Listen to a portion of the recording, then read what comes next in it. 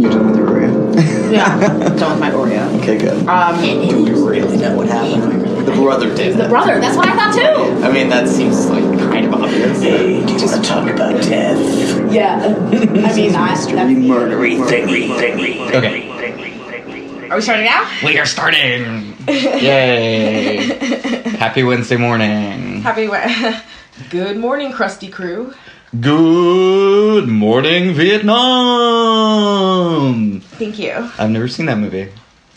Is that a, Robin Williams joint. Yes. Yep. Well, he's just acting in it, but yeah. Robin Williams. Welcome to Mystery Murdery Thingy. The podcast where we talk about mysteries. And murderies. And thingies. Thingies. Wow. Yeah. What kind of thingies? Like ancient civilizations and weird sounds. Not what you were thinking of, which was dirty. Bow, bow, bow, bow.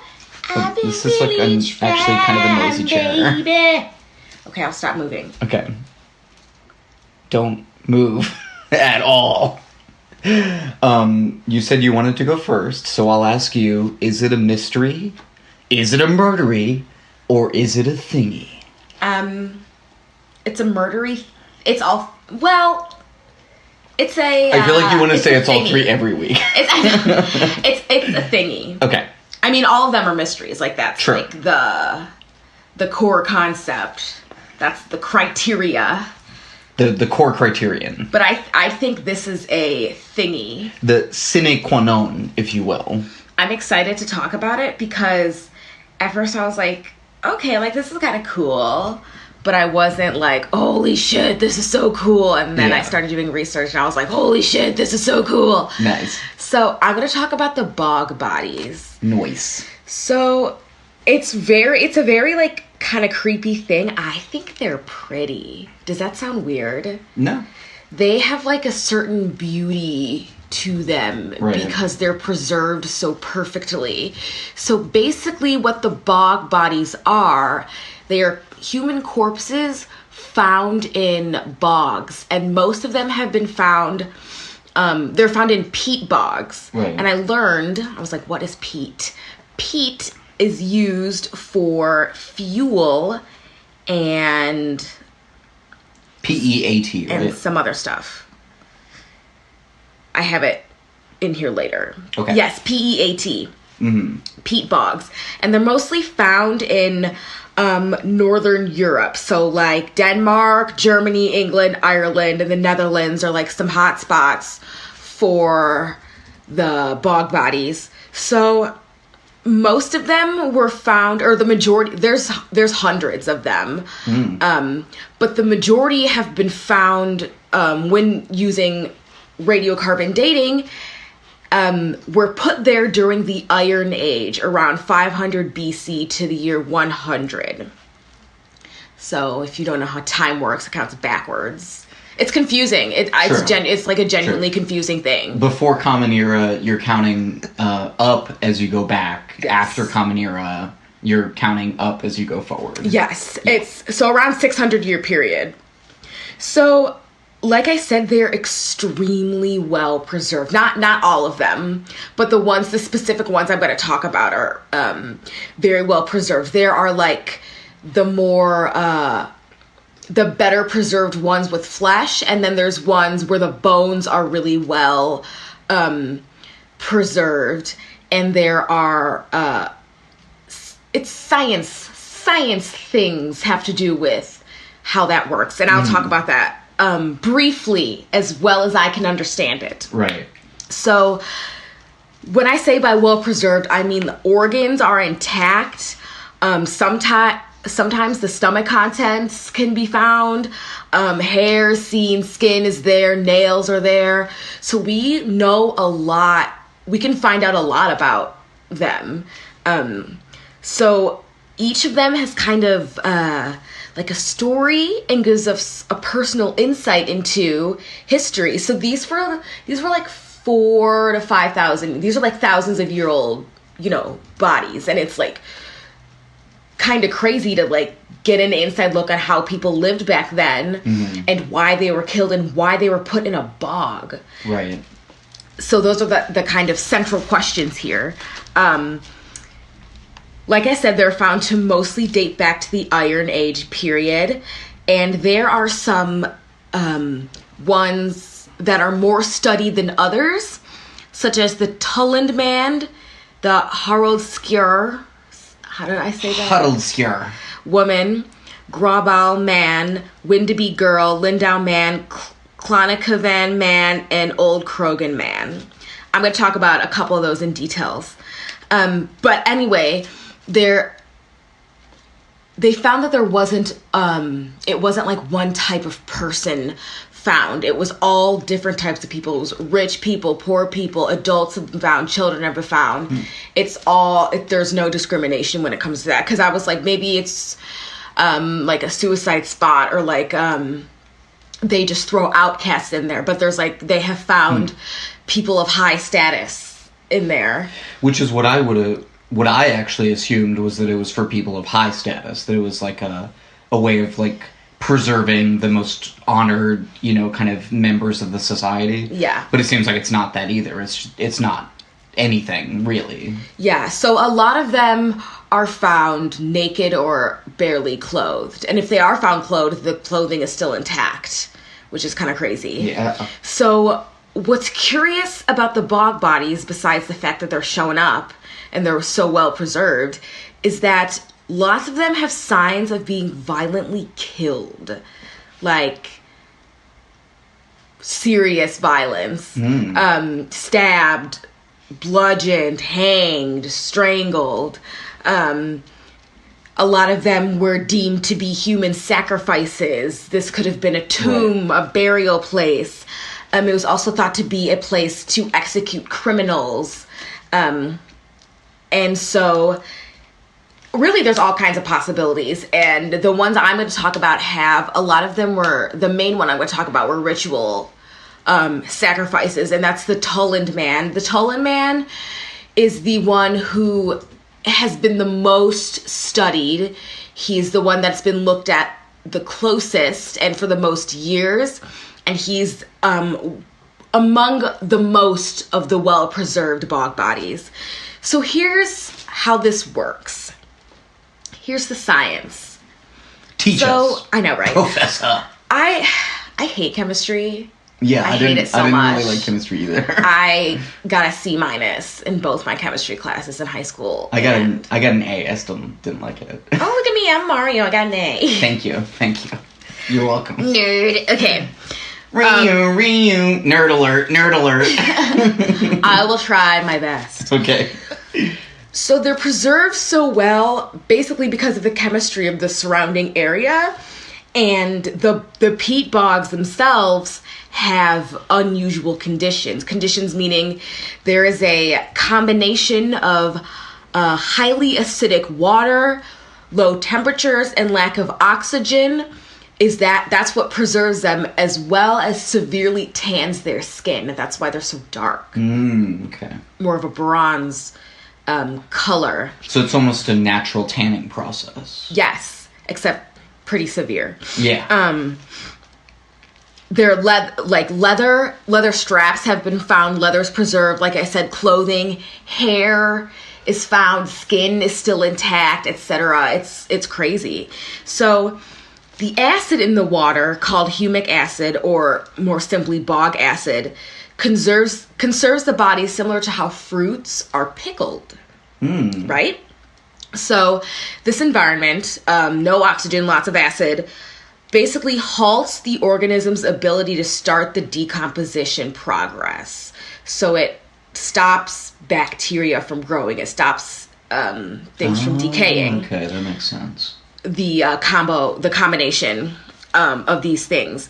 So I also learned that once in the normal atmosphere, they decompose really quickly.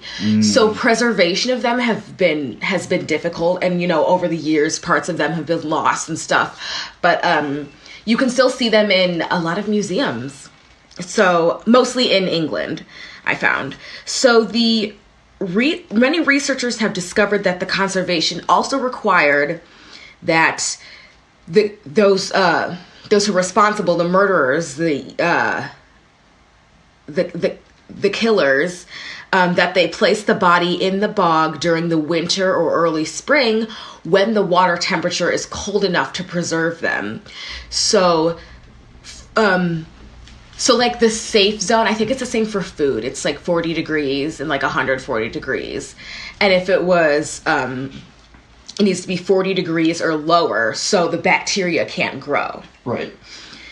That's basically the science. Sure. Stopping bacteria due to the composition of the area, peat bogs. Definitely makes sense. Yes. So the Tulland man, let's go back to him. More specifically, he was found in 1950 in the Jutland Peninsula of Denmark. Jutland. What? Jutland. Oh, Jutland. Yeah. Jutland. Jutland. The Jutland Peninsula of Denmark. Well, J is always a weird one because it can be a h sound, it can be a y sound, it can be a j sound. So it's like hard to know, depending on what language you're talking Jutland. about. Yeah. Jutland, I think. Jutland. Yeah. So he was discovered by two brothers and a wife who were digging up peat. And this is how a lot of them were found because people not harvest it. Is that the right word? Harvest it? Because it doesn't require any production. You just take it and then you burn it. Yeah. It's used for gardening and it's used for fuel. And I also read about something called peat butter. No, bog butter. And it was does not sound good. It was, I forgot what they said they mostly used it for, but it was weird because you could cut a block and pick it up. Ooh. Isn't that gross? Yeah. So some of them have been found under that. Right. So when they found him, he was so well preserved that he was actually mistaken for a recent murder victim. Wow. They thought, so they called the police. They're like, there's somebody there's somebody here. I mean, obviously there's somebody there, but So like I said, he's one of the most well-preserved bodies. He was hanged. He was found with a noose made of plaited animal hide drawn tight around his neck, and there was more trailing down his back. So he was straight up hanged, cut down, put into the bog. He wore a pointed skin cap, which was made of sheepskin and wool, and it was fastened securely under his chin by a hide thong, and there was a smooth hide belt around his waist. So very simple clothing. That's what I was thinking, yeah. Kind of pauper's garb. Yes. Other than these, the body was naked. So his hair was cropped short, and it was almost entirely hidden by the cap. There was stubble on his chin, on his upper lip, which suggested that he had not shaved the day of his death. Most scientists agree that he was, in fact, a ritual sacrifice because of how he's positioned. See, he's positioned in the fetal position there with his knees close to his chest. Mm-hmm. And his eyes and mouth have been closed, gently closed. So perhaps he was an offer to the god or to a god or gods to ensure a plentiful harvest or in exchange for more peat. Because the burial custom of the day in Denmark was cremation, that's how they would get rid of their bodies. That's also why they think he was left whole to provide a deity with a fully functional servant in the afterlife, or to carry some kind of special message or request to this other world. Yeah, it's interesting to think about whether, because there are certain cultures in which being sacrificed was a really high honor. Yes. And people would seek out that position and would want to be the one who was it makes you it makes you think about what this person's mindset was when they went to this death, right? Yes. Was it violent? Was it quiescent? It creates a whole nother sort of mystery around it, right? Exactly. That's why I think this kind of has a whole layer of mysteries. Why were they put there? Right. What were they doing? Was it a sacrifice? Was it to gods? Was it like executing people? It could have been all types of things. And because they've been found to span thousands and thousands of years, it could be anything. And they've been in different parts of the northern Europe. Right. So it's probably more than one thing. It's definitely more than one thing. Yeah. But, depending on where it was found, how it was preserved, the marks and stuff that was found. Well, that's kind of what I was wondering about too, because you said that they, some of them were clearly murdered, right? Yes. Killed, like Tolan men. But from what you said or your research, did you find that any was like that the body had been like stabbed? Yes. Or okay, so there are ones. So that's what I was wondering, because I guess in my head I was thinking, oh, maybe if they were all, sort of killed in a way that fully preserved their body, that would further suggest this idea of like moving on into the afterlife and like well preserving the body intact to do that. But maybe that's not the case for those. I'm going to talk about some more. I'm going to talk about Old Krogan Man. Okay, go ahead. And he is a lot of the main ones that I was looking at have some pretty insane deaths, including this one. So he was found a little bit more recently in June of 2003. He was found in Ireland versus Denmark, where Tullen Man was found. Old Krogan Man was found in Ireland, and a lot of them have been named after where they were found. So he was also preserved and was found to be originating from the Iron Age again. He died an extremely gruesome death, and he was found to be in his early to mid 20s. So he was a young adult. They also found that it was a ritualistic type killing, and it was straight up overkill. So he had a defensive wound on his upper left arm where he may have tried to protect himself. He'd been bound by a hazel branch threaded through holes in his upper arms. Ooh. He was stabbed in the chest. He was struck in the neck. He was decapitated and cut in half. What? And his torso was only found. They only have his torso. Wow. Yeah. So that's pretty nasty. So they believe that he was... This one's interesting. So he had unworn hands, manicured fingernails. There's actually a really cool picture of like his hand that I will post. I'll actually post pictures this time because it's a long story. We'll talk about it later. But he had unworn hands, manicured fingernails, and stomach contents of wheat and buttermilk, which suggests that he was of high status. What was also found was his nipples were mutilated. And they found another body where it was the same thing. So they speculate that he was a king or some kind of maybe a priest who failed, and he failed his people, or he had committed some kind of crime. Right. So that's why he was killed so violently. He probably let people down and was of high status. So It was probably a very public type of death. But it definitely seems like a crime of passion in this instance, for sure. So I'm going to talk about one of the children that was found. They call him the Kehausen boy. And a lot of these I found different amounts of information. Some are more detailed than others.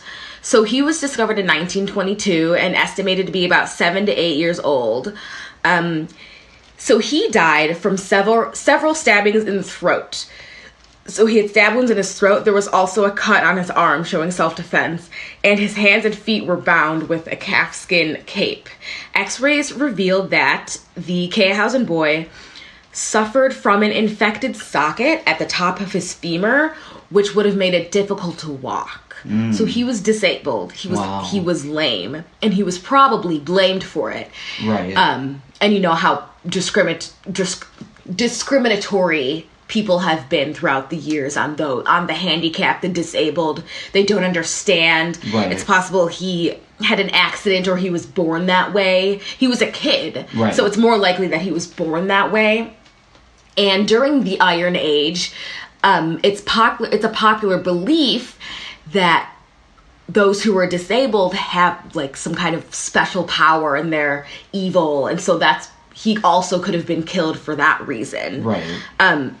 So, yeah, he was lame. It would have been difficult to walk without some kind of assistance. He also has Harris lines on his left tibia, suggesting growth disorders from malnutrition or disease. And I also found a lot of them. Malnutrition was a commonality between them. So he was most likely shamed and killed and put into the bog. Yeah. So that's very different from the old Krogan man in Ireland, who was this high class, possibly a king or a priest or something, still violently killed, but much more taken care of. And it really makes you wonder if they were preserved intentionally, or if this was simply an accident where they just found the most, expedient means to get rid of the body. Yeah. And it ended up that it was in this place where it got preserved. It could be all those things. Yeah. So there's a lot more of them. I'll talk about a couple more Definitely. in less detail, because these were the ones with less detail. So the Grabal man, I think that's how you say it, he was found in 1952. An X-ray shows that his throat was slit from ear to ear. Ooh. He had a fractured skull. But it was later it was originally thought that was blunt force trauma to the head, but it was later found that those injuries happened after death, and it was his skull was probably fractured due to the pressure of the bog. Oh, okay. And moss growing on top of it after all those years. Sure. So that's probably why it was crushed. And there are some aspects that are kind of similar to that with other bog bodies. Like there's damage here, and it could be from their death, or it could be from being in the bog for so long. Could have been an effect. Sure. So the Grabal man, yes. And then the Windaby girl, she died from malnutrition or repeated bouts of illness. And later, she was found to be a boy. Oh. And about she was originally thought to be a girl, but was found to be a boy. She was, I think, originally found to be a girl because of her short stature. And I didn't write this down, but I remember reading that she was most likely an adulteress. And she also had a violent death. You see, she has, that maybe looks like leather strapped around her. She's blindfolded. Right. We're looking at some pictures on the Google box right now. The Google box? Yeah. But yeah, this is the only one that we've looked at so far that has been blindfolded, right? Yes. That seems to be significant. Yes, it's weird. Yeah. Now about the Harald Skjar woman, thank you. She was found in Denmark a long time ago, 1835. Okay. So people speculate that her death occurred around 5th century BC. She was between 40 to 50 years old. She was actually clamped to the moss with small staves through her elbows and through her knees. So she was put there alive, presumably? Presumably, yes. Wow. And she was also found to be a ritual sacrifice. There was a groove in the neck that could possibly be due to a rope for torture or a rope for strangulation. Mm-hmm. They don't know. And the Harald Skjar woman was also one of those bodies we've had it for a long time, so parts have fully decomposed. Sure. And it's definitely harder and harder to study as time goes on. But those are the details that I mostly found about her. Yeah. So, last but not least, I'll talk about the Clonakevin man. Mm-hmm. Clonakevin.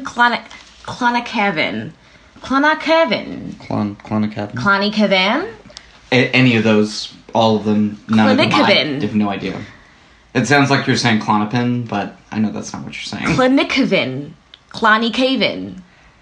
These are people who died also. Man. Let's try to give them a little more respect for the dead here. Well, they were named after where they were found. Sure.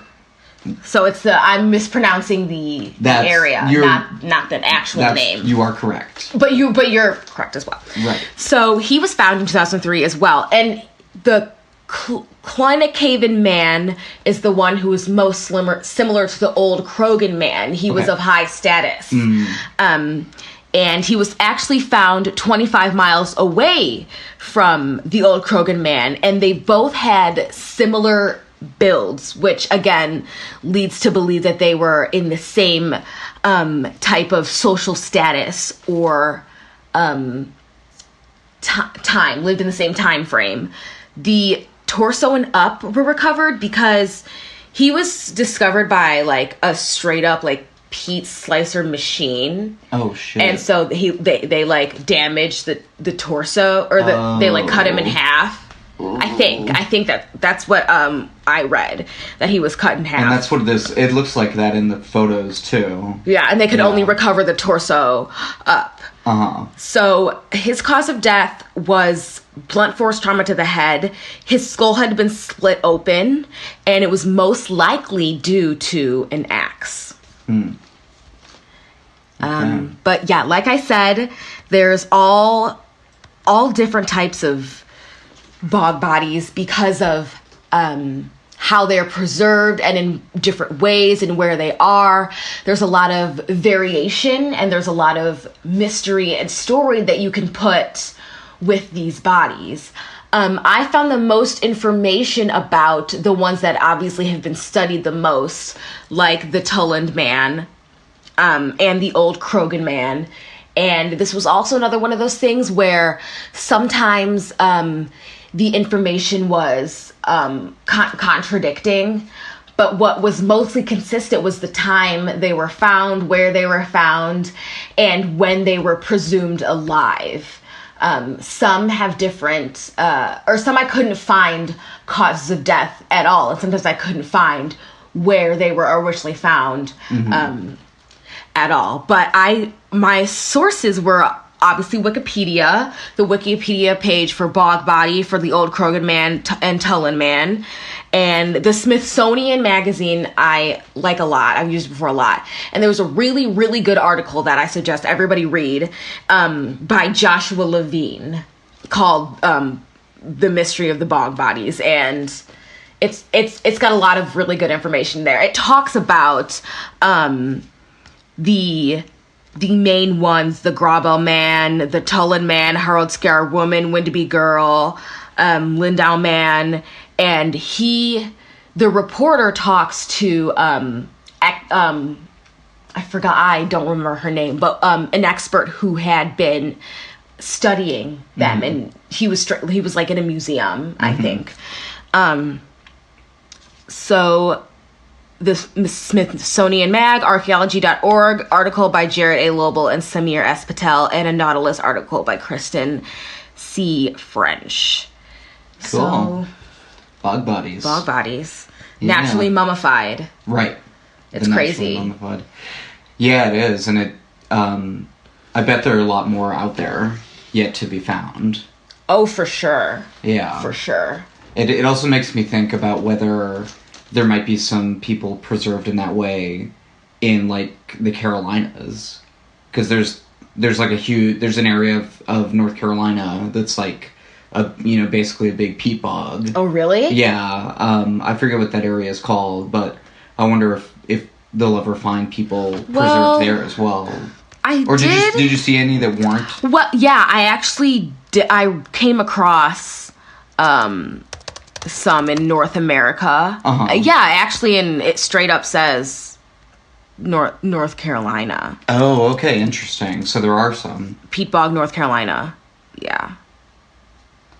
Because when I looked at that map earlier, it looked like it was just showing ones in, like you were saying earlier, Northern Europe. Oh yeah, here's that map. But there were also some that were found in the United States as well. I think so. Okay. Yeah, this is me doing research right now. Research during the pod. We're doing research while you're listening. We're doing research now. This is the music I sing when we do the research. Research. It doesn't seem that... Thank you. It's like a little jingle while we, like, get our shit together. The research song.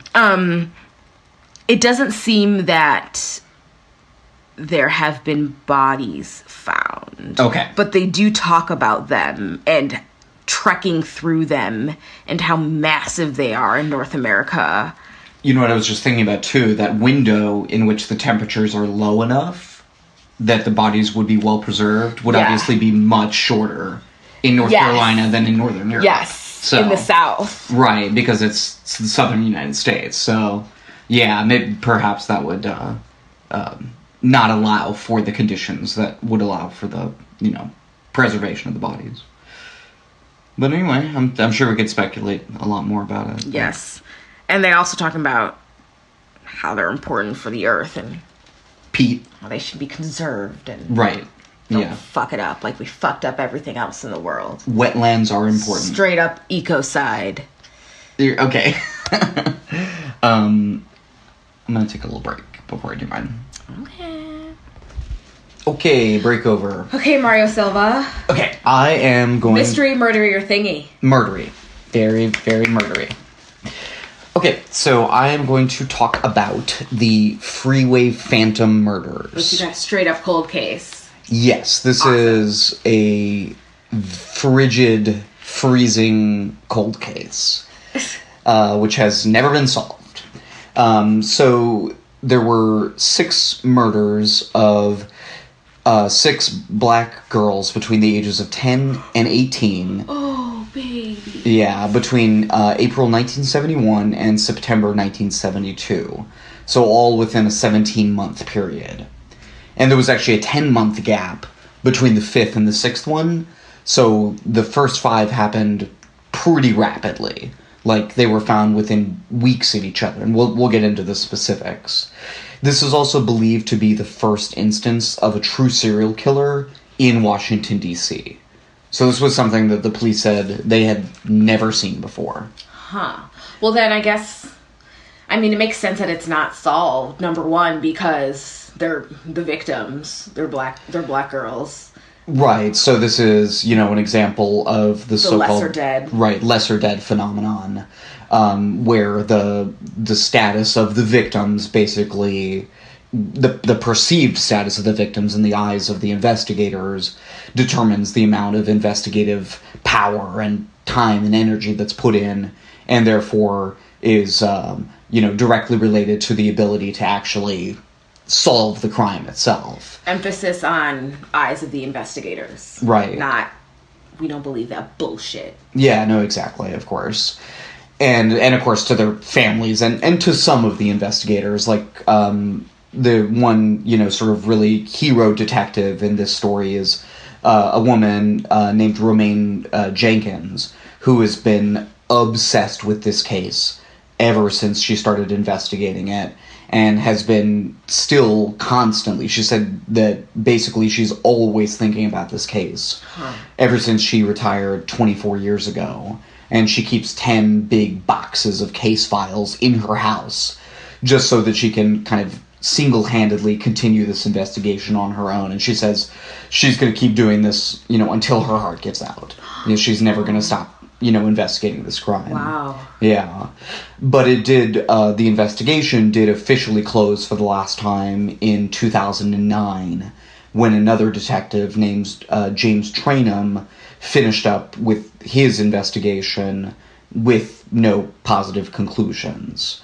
But they're in terms of this kind of dichotomy between, the victims who are properly investigated and those that are less than properly investigated, there was another detective who gave an example of a case in the same area, in the DC area, where 2 white girls had gone missing in 1975.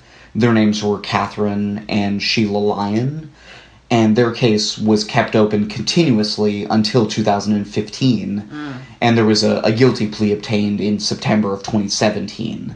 So they kept working on that one, very consistently, and actually, got their man, so to speak, in 2017. Whereas in this case, as we'll see, the case was never really properly handled from the very beginning. That, lack of kind of investigative rigor and care, really was lacking from the very beginning. So the first victim's body was found on May 1st of 1971 by a group of children who were playing behind St. Elizabeth's Hospital. Oh. Yeah, and the body was found right next to I-295. And, of course, the reason why it's called the Freeway Phantom murders is because all the bodies, were found next to freeways or, in some cases, smaller highways. So when Detective Jenkins, whom we mentioned earlier, and her partner were going to go out and respond to the call that they had just gotten, right, that there was this body found, their supervisor said, no, I need you to go and work on crowd control for a protest that was happening that day.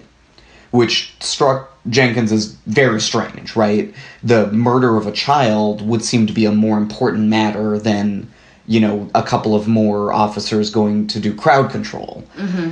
And to her, it suggested, again, from the very beginning, that the department was not all that interested in investigating these murders. Again, presumably because of who was murdered, right? And that first victim, her name was Carol Spinks. She was a 7th grader, apparently very shy child, who had abducted 6 days prior to the body being found. And she was on her way to a 7-Eleven. Her sister had sent her on an errand, even though their mom said she wasn't supposed to leave the house. The mom actually saw Carol at 7-Eleven and was reprimanding her and told her that she was going to get a switching when she got home, but she never made it home. She was presumably abducted on the way back from the 7-Eleven, and she had been dead for 2 to 3 days when she was found. And she, like we'll see with many of the other victims, had been strangled and sexually assaulted. And there was evidence also of sustained physical abuse during that time when she was presumably kept alive. And there were, defensive wounds as well. There were also green synthetic fibers that were found on her clothing. And that's something that's, again, going to recur a few times. It's one of the very few kind of pieces of forensic evidence in this case. And her shoes were missing, so her body was found barefoot. The second victim was found 10 weeks later. Her name was Darlenia Johnson, and her body was also found along I-295 just 15 feet from where the first body was found.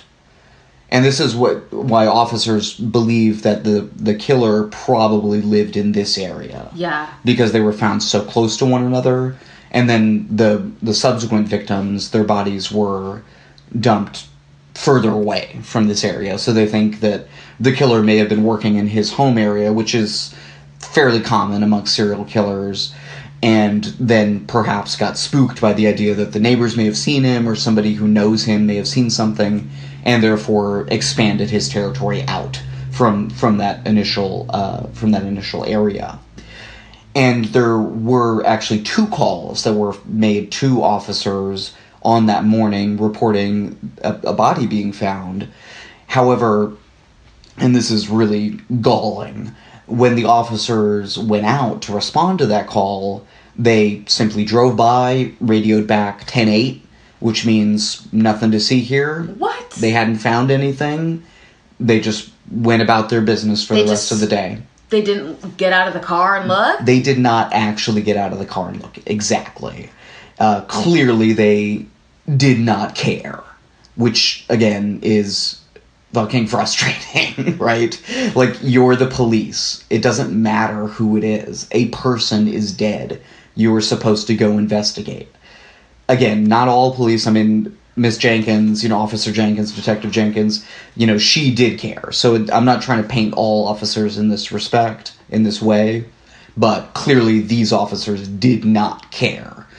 And a week went by while the body was still out there. Oh my God. Yeah. And on July 19th, one of the people who had made one of those original calls returned back to the site, saw that the body was still there, still rotting in the sun of the Washington, D.C. We were talking about bogs earlier. Washington, D.C. is a bog, so you can imagine. And that person angrily called, a Hell friend. Yeah, I'd be pissed. Exactly. A friend of his who worked in the police department, and that's where, finally they went out and, started the proper process. And the cause of death could not actually be determined because of the state of decomposition of the body. And they think that this was likely because of those officers, basically their dereliction of duty, that they had left the body, out there for so long. So again, just another example of this case not being properly handled from the very beginning. 9 days after the second victim was found, a third victim was found, Brenda Faye Crockett, and her body was found on Route 50 just outside D.C. city lines. So, several miles away from where the first two bodies were found. She was a very, by all accounts, energetic, popular, bubbly 10-year-old who loved to go to church, loved to mug for the camera, had tons of friends. And was kidnapped while walking to a Safeway. And that's, again, kind of a recurring theme in this, that most of the victims seem to have either been going to or coming from some kind of business where they were going to buy stuff. So, I'm not sure that that's necessarily significant, but it was something, that kept coming up, for sure. It seems like classic, I'm kind of hungry, let's go to the corner store and get something to snack on type of walk. Yeah, they were for different reasons, but yeah, usually it was like to go get a snack or to go, get some stuff that they needed for the house or whatever, right? Brenda Faye Crockett had also been strangled, also been sexually assaulted, and those same green synthetic fibers, or what they think were the same, right, were also found on her clothing. And this one is really strange and very disturbing. And this is almost like a fucking horror movie, right? Brenda actually called her house at 9:20 p.m. on the night that she disappeared. And at this point, her family had been frantically searching for her and had already, I believe, called the police to put in a missing person report. And Brenda, when she called, was crying, obviously very upset, told her sister Bertha, who's only 7 years old, everyone else was out looking for her, right? That Brenda told her sister Bertha that a white man had snatched her and taken her to Virginia. What? And which, again, we're talking about Washington, D.C., so that could be pretty close by. Oh. And said that, Brenda said that, or rather the man, the eventual killer, said that he was going to send her home in a taxi. Clearly a subterfuge, he was never going to send her home in a taxi, right? But Brenda called actually again 25 minutes later and spoke to her mom's boyfriend.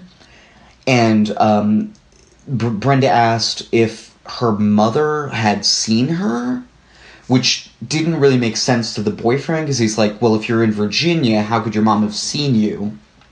It just didn't really make sense. And the mom's boyfriend then asked to speak to the man, and Brenda said, well, I'll see you, and hung up. And that was the end of the call, last time they ever heard from her.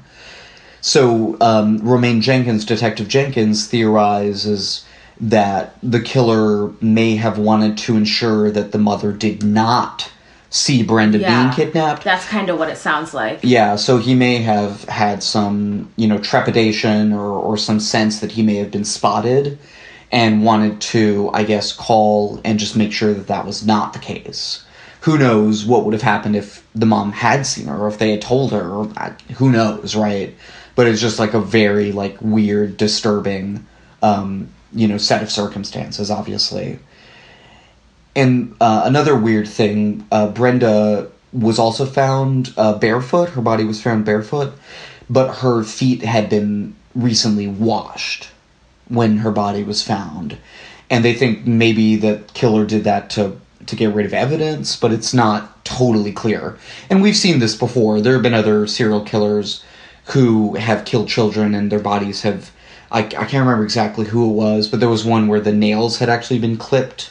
Not this case, but a different case. And the body had been, like, very well. So who knows if that says something about the killer's relationship to the victim, or, you know, it's a little hard to know.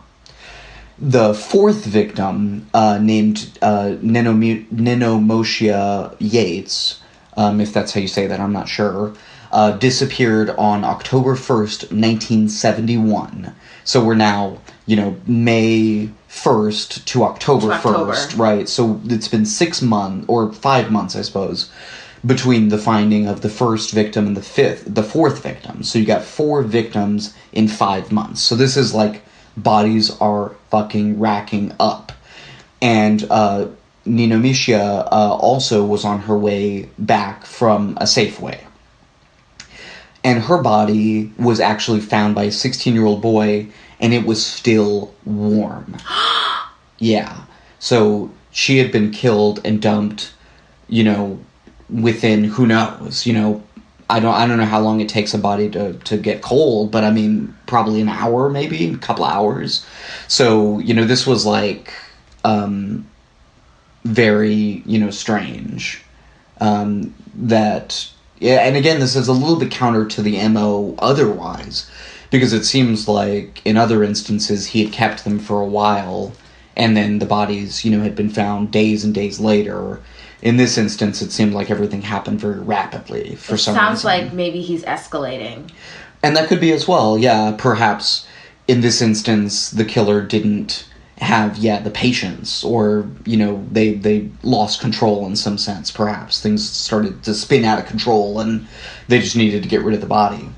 But like the other victims, Ninomicia had also been strangled, also been sexually assaulted, and those same green synthetic fibers also found on her clothing. So that's, you know, 2 out of the 4 so far, or 3 out of the 4 so far, where that's been the case. And after the 4th victim was found, the media finally began to take notice and said, like, okay, this seems like there's a serial killer on the loose, right? And they gave the killer that moniker of the Freeway Phantom. That's when that started to be used, after the 4th victim. And Detective Jenkins says that the police also started to kind of finally get wise to the fact that there may be a serial killer on the loose, right? These murders may be connected, and they need to take, you know, kind of ramp things up a little bit. The 5th victim, named Brenda Woodard, went missing on November 15th, so about 6 weeks later. She was 18 years old, and she was coming home from a place called Ben's Chili Bowl. She had been there with a classmate. They were taking, like, a night class together. She was 18. So she was 18. A little bit older. Right. So she was the oldest of the victims that ranged from 10 to 18. Mm-hmm. And while the classmate that she went there with usually would drive her home, that evening just so happened his car was in the shop. So they took the bus. Eventually, Brenda got off on her stop. He kept going. She never made it home. So she was presumably abducted on her way home after getting off of the bus. And her body was actually found by a policeman on patrol at about 5 a.m. on November 16th. So right... The day after? Right, that next day, that next morning. So again, the killer, this time, like the 4th victim, but unlike the ones previous to that, did not keep her for several days. So again, like you were saying, maybe things are ramping up for the killer as well, where he doesn't have the ability anymore to keep the bodies. Maybe something changed in his circumstances at home, or like you were saying before, maybe it's just become too much, and he just like has to kill. Maybe perhaps. He needs something. Right. There's something. Right. Maybe he's closer to some kind of goal. Yeah, there seems to be some kind of escalation going on for sure. And her body was found just south of Route 202.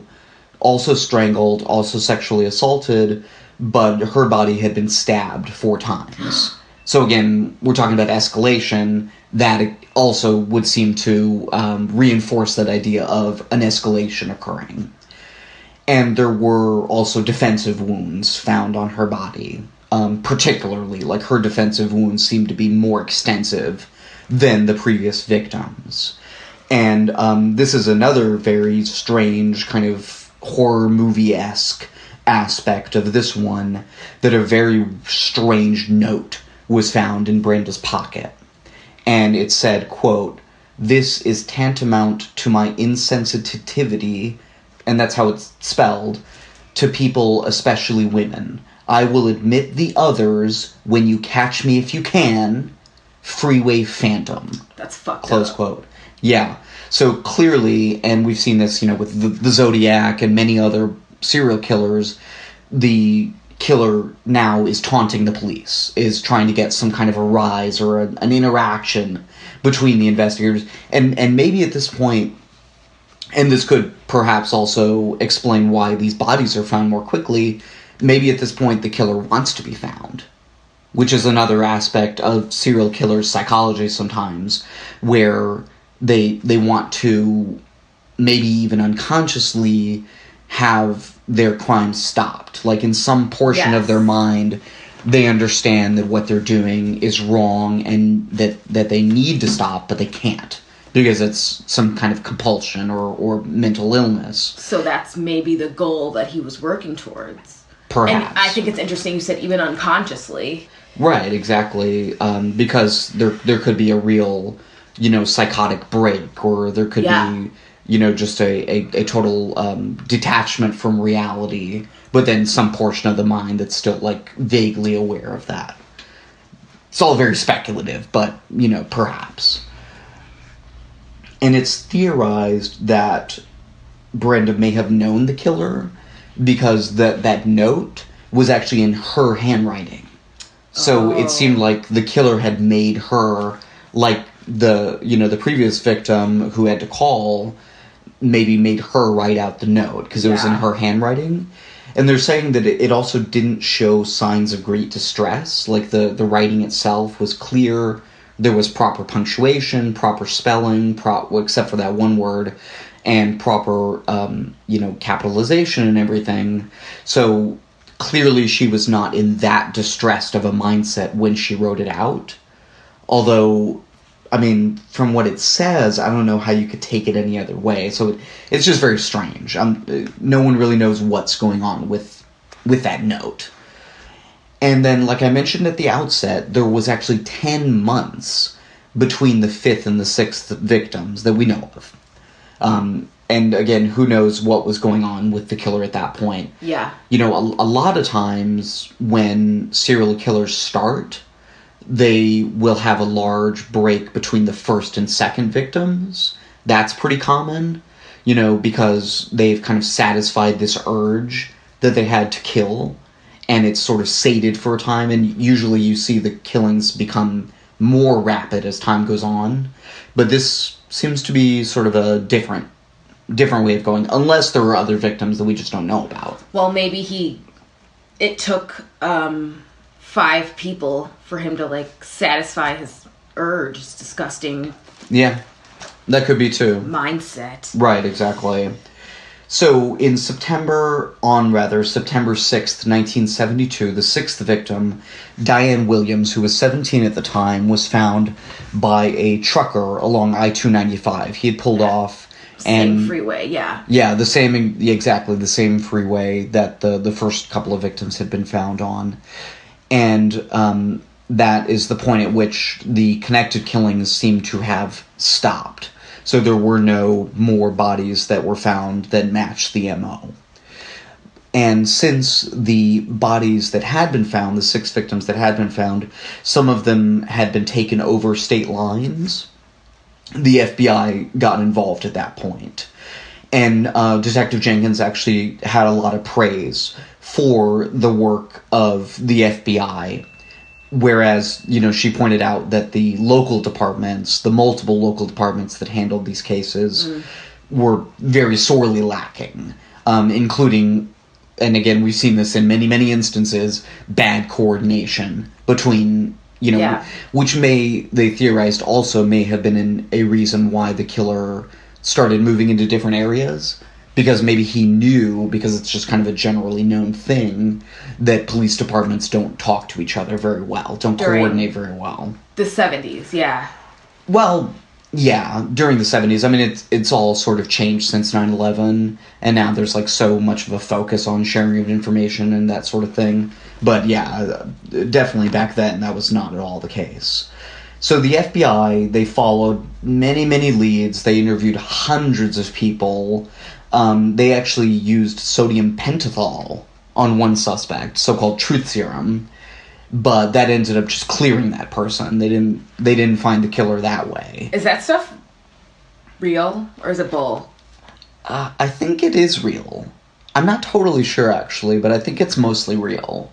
But I couldn't say for sure. But, you know, I guess there's something to it if they were willing to use it. I'm not sure. But they never found sufficient evidence to even arrest anyone. So no one's ever been charged with these crimes ever at all. But the central suspect that they landed on was a man named Robert Askins, who was a former mental patient and computer technician, and he was actually a previously convicted murderer. He had been convicted of poisoning a sex worker in 1938. Served 20 years, got out in 1958. So he was in the area at the time and, you know, had gotten out of prison at that point. That's very extreme. Yeah. And although there was a lot of incriminating evidence that was found on him in a couple of searches that they did, and there was also some similarities with the word usage that he typically used and the note that was found. Was it the word tantamount? Yeah, the word tantamount. I've, like, heard parts of this before then. Because I specifically remember that. And when I was reading about this, I think I actually had heard about the one where the daughter called. I think I had heard about that one before. But I didn't know that it was, like, connected to this larger, like, serial killer. But there was just no, you know, even though there was, like I said, that kind of weird, kind of incriminating evidence found at his house, including, like, pictures of girls and, like, an essay that had been written by a young girl, and there were, like, a couple of buttons and a gold earring that were found in his car. So, like, there was some weird stuff going on with him. He's like a creep. Mm-hmm. And after this, he actually ended up being convicted of multiple rapes and spent the rest of his life in prison. So, you know, yes, in the end, not a good person. He was put away. Oh, not the guy, but a man who looks pretty sketchy. Right. And so yeah, the forensic evidence didn't match him. It just they couldn't tie him to these specific murders. Nothing green. Yeah, but Detective Jenkins did believe that he was capable of the murders, but that he probably didn't commit them.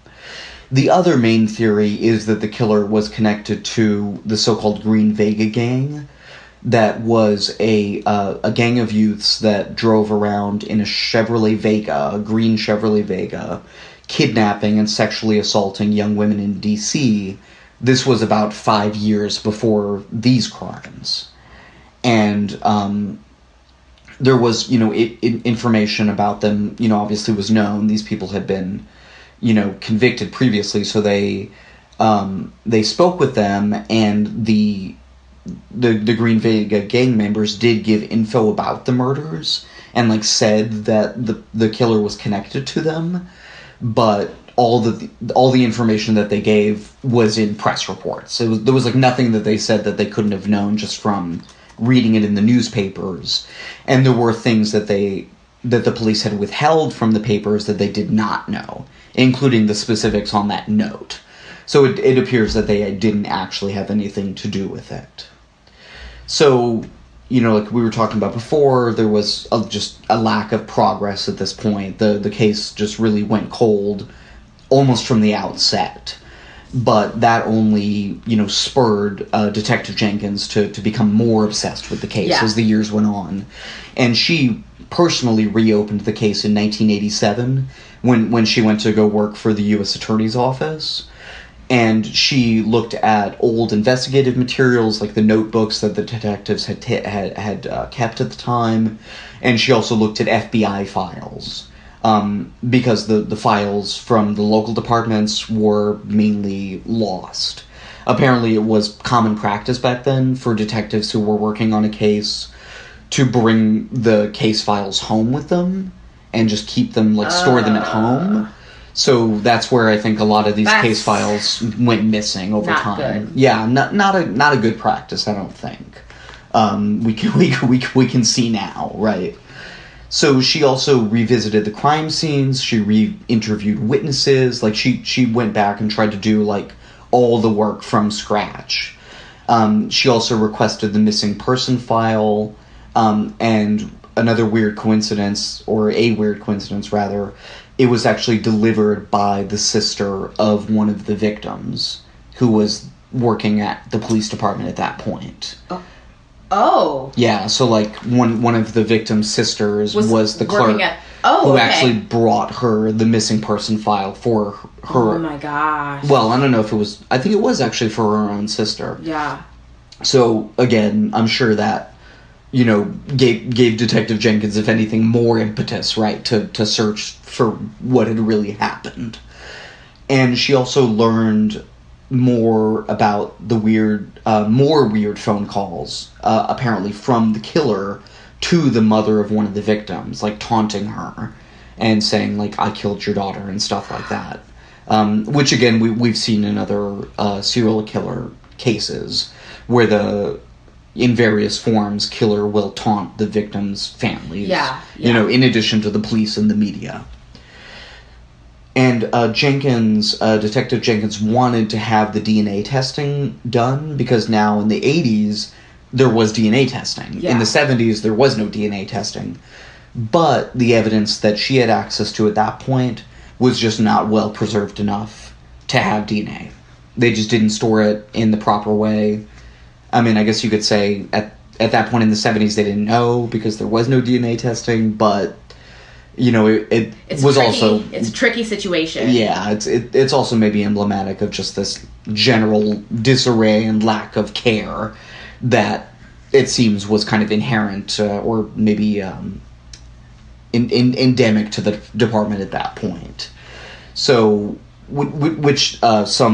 they interviewed some of the detectives from that time, and they said that was actually the case.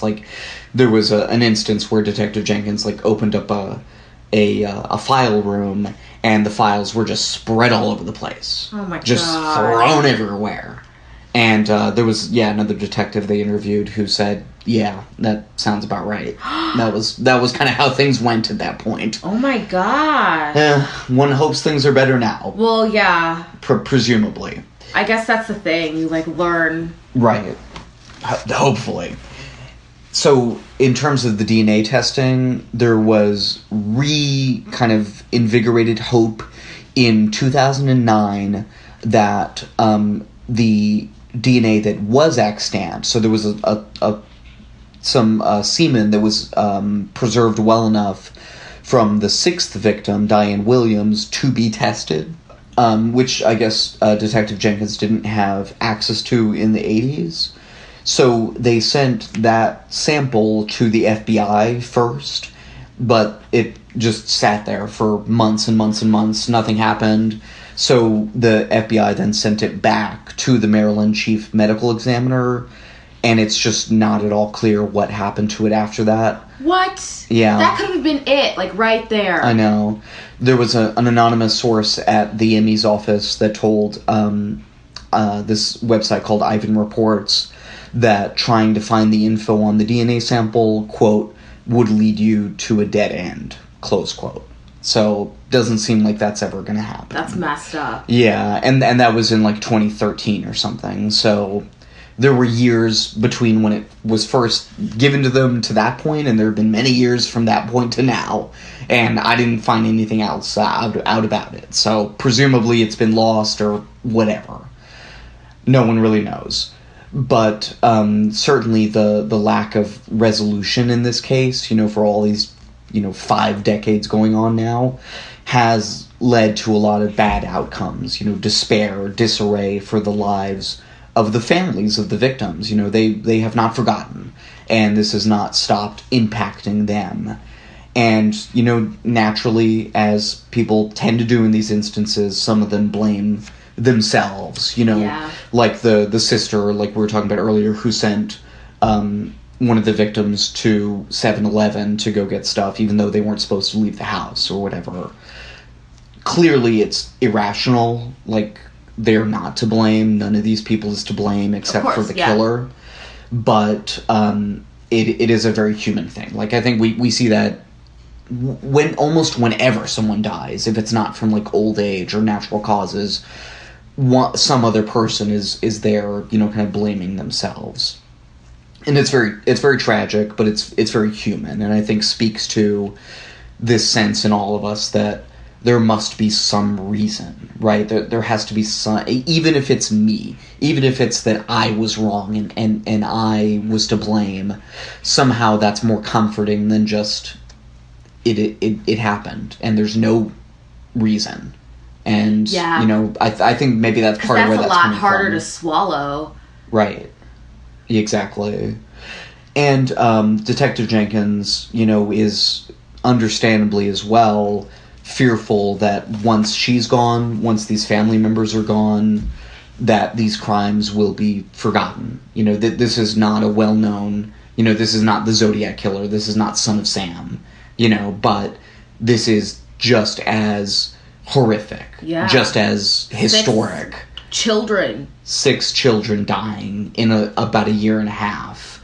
The first serial killer in Washington, D.C., the note, the calls. I mean, this case is disturbing, intriguing, as any of these cases are.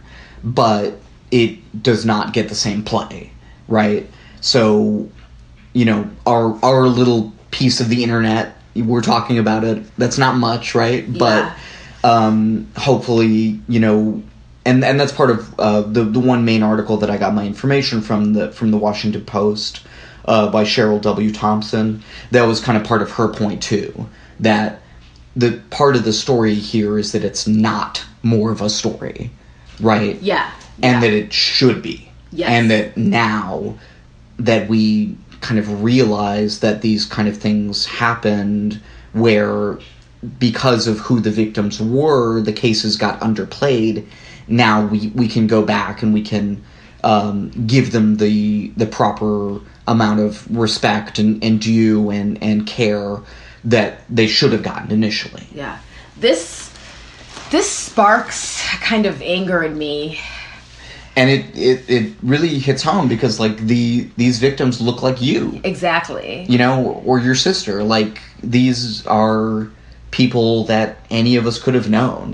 These were just kids trying to live their lives and didn't, deserve to have this done to them. And their families didn't deserve this to be, done to them either.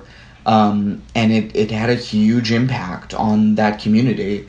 They talked about how even young men and especially young women, when this was happening, their families stopped letting them go outside, stopped letting them, have these kind of independent lives. This was the beginning of that sense that we all have now, that you don't let your kids walk somewhere by themselves. That it wasn't like that in DC before this.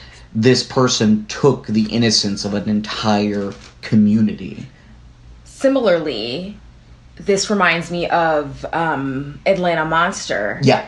And the Atlanta child murders. Right. And how messed up those were. Yes. And that was like 30-some victims. And I listened to the Atlanta Monster podcast. It was amazing. Yeah, I listened to some of it, but it is similar. Crazy. It is definitely similar. It's definitely similar in the black victims, children. no certainty. Although Wayne Williams was convicted and he's in jail for the rest of his life, he was technically convicted for like killing 2 adult men. Right. And the other 20-some children who were killed, there's no explanation for them. Right, which too often happens, where the police will convict someone of a different crime, sort of with the understanding that the person probably did this more serious crime or different crime, but they just can't get to that threshold of beyond a reasonable doubt. This was also around the same time. Well, it was like late 70s, early 80s. Like, I think he was convicted in, like, 1981. I was going to say, I thought that one was in, like, the early 80s. Yeah. So, about 10 years later or so. Yeah. Yeah, so around the same time. But, I mean, this is, like, prime serial killer. Well, this is, like, the beginning of it. But the 70s were, like, serial killer central, right? Like, many of the very famous serial killers, were during that time. That's so weird. Yep. Okay, so the rest of my sources, like I said, Cheryl W. Thompson at the Washington Post, Ivan V. Natividad, he just has an independent website called Ivan Reports, Teddy Kahn at the Washington Examiner, and Rend Smith at Washington City Paper. Yay. Yeah, so, kind of a depressing case, but, important. Important, for sure. And part of the point is, to talk about it, right? To get these things out there. Okay, ready for some weird shit in the news? Weird shit in the news. Weird shit in the news. Weird. Are you gonna put in a little intro there? No. Funny. No, just what we did there. It's fine. Weird shit in the news. Weird. So I'll go forced on this one. Yes, go. Okay. So I got a good one. I'm excited. Yeah. You'll like it. Yeah.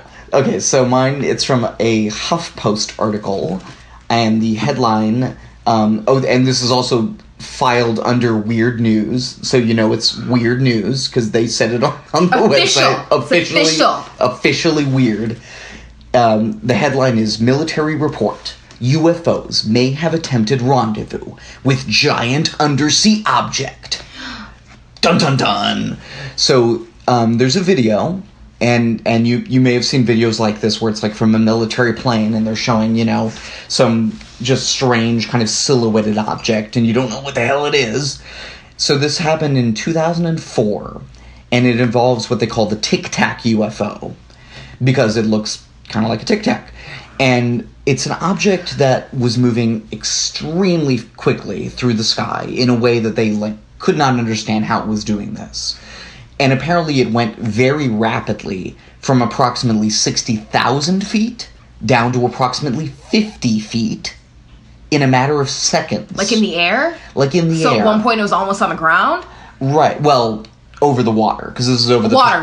Over the Pacific Ocean. So when it descended down to 50 feet above the ocean, they then saw what appeared to be about a football field-sized disturbance rising up from the ocean, right? What?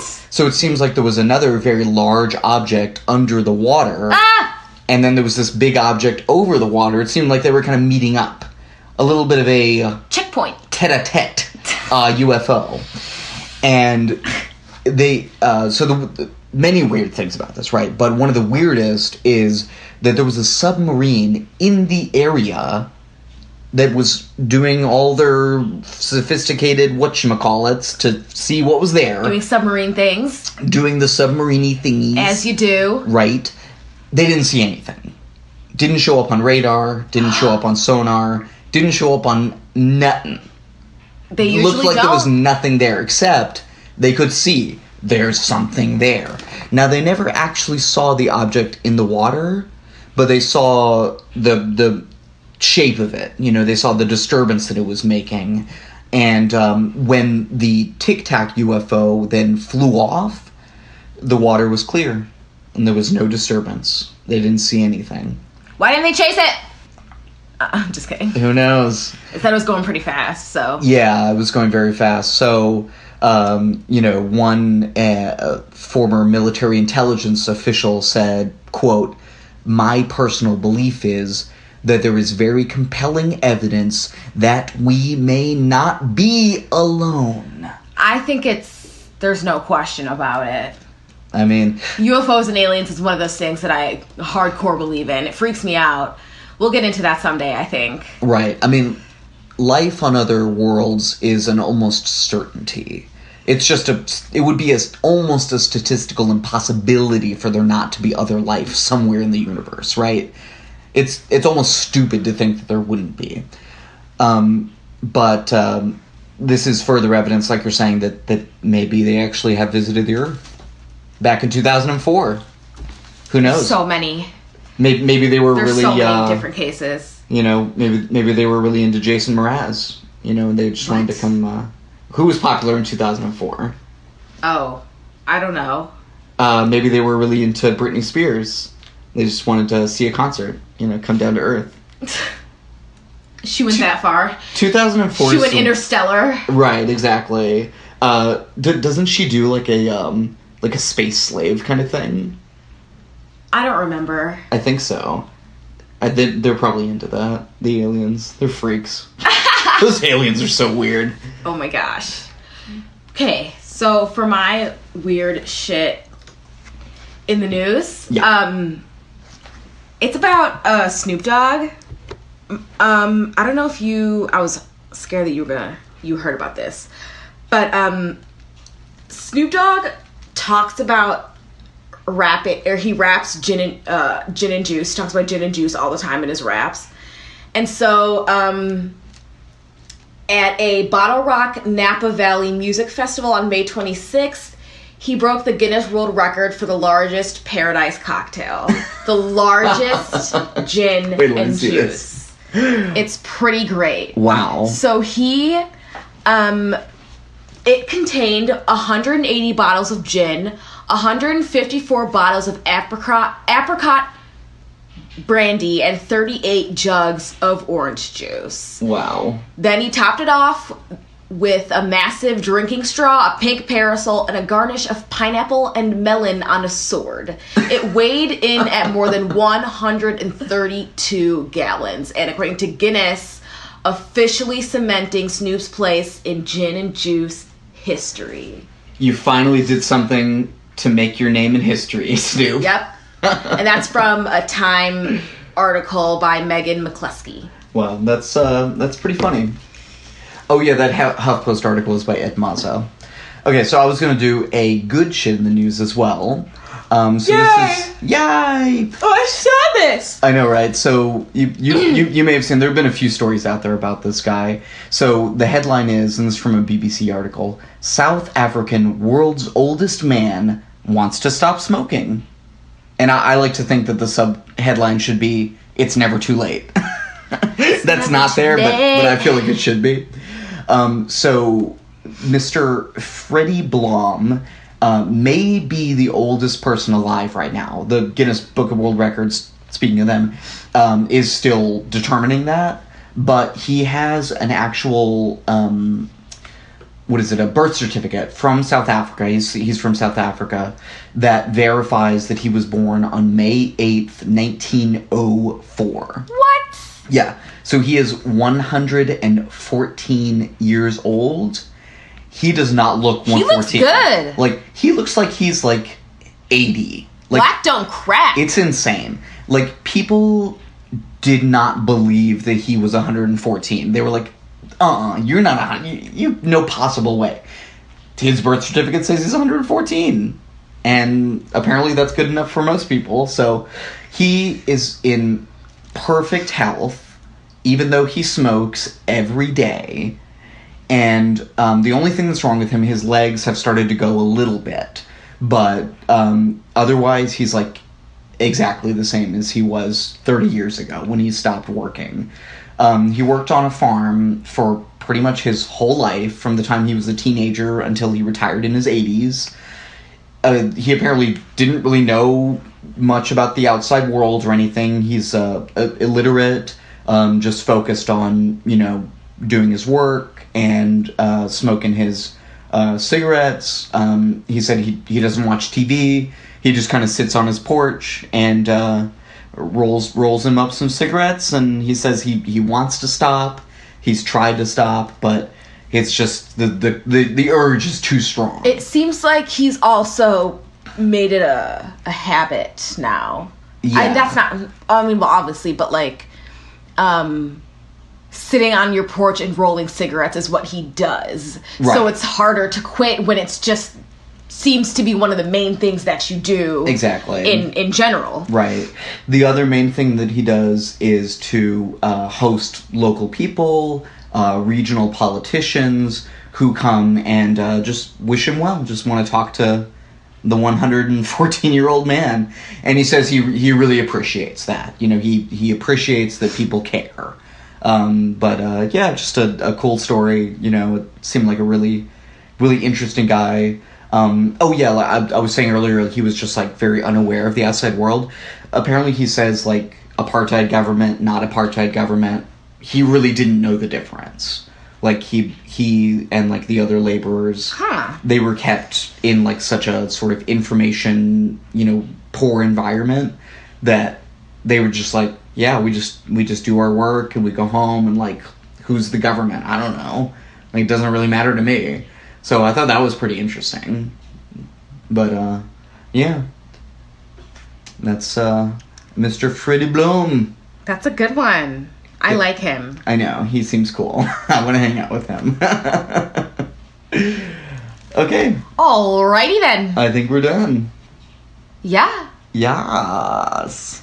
Thanks for listening, y'all. Yes. Thank you for listening. Tell your friends. Yeah. Spread the word. Tell them all. Mystery Murdery thingy. If you would like to visit our Patreon, I'll try to put up some more stuff on there. It's been a little while. Yeah, we've got some exclusive stuff up there, so give us money.